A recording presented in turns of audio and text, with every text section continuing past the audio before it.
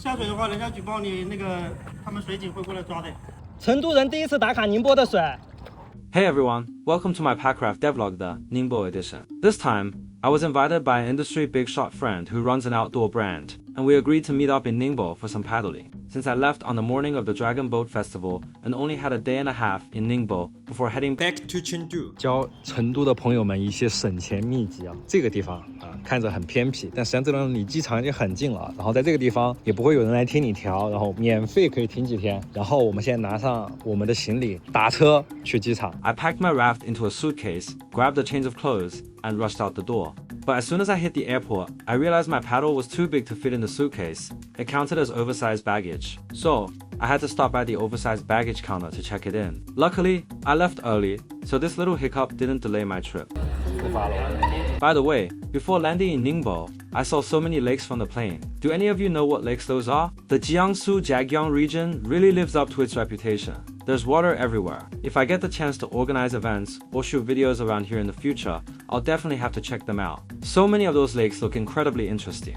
有的人看着没啥问题，但实际上非常想下去，因为肚子痛。但是现在还没办法下，有点绝望。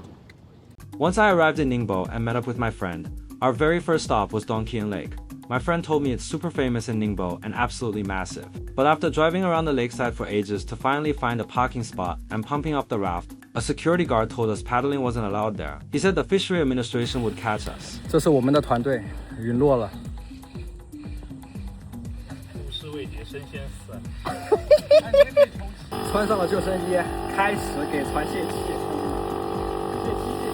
I don't know if that's actually true, but long story short, our Dongqian Lake trip was over before it even started. Of course, our water adventure in Ningbo had to go on where there's a will, there's a way. As we drove along, we noticed that Ningbo is packed with urban canals and waterways, which is totally different from our inland cities. So, we decided to just dive straight into a Ningbo canal cruise instead. 宁波的河道，但今天的宁波天气不太好，有点小雨，阴沉沉的，不是特别好看。 Packrafting is definitely an activity meant to be shared with friends. On the canals of Ningbo, I actually completed my first ever live stream. We paddled under so many interesting bridge arches, and it felt like experiencing the city from a completely unique perspective. It was such a blast. Lastly, a quick side note. I'm sure many of you might wonder why I suddenly switched to packrafting when things were going perfectly fine for me in the home furnishing industry. Friends who know me well know that I absolutely love making videos. But back when I was in the home industry, a lot of the products lacked interaction and couldn't create a real connection with the people around me, which left me feeling creatively burnt out and mentally drained. Ever since I discovered packrafting though,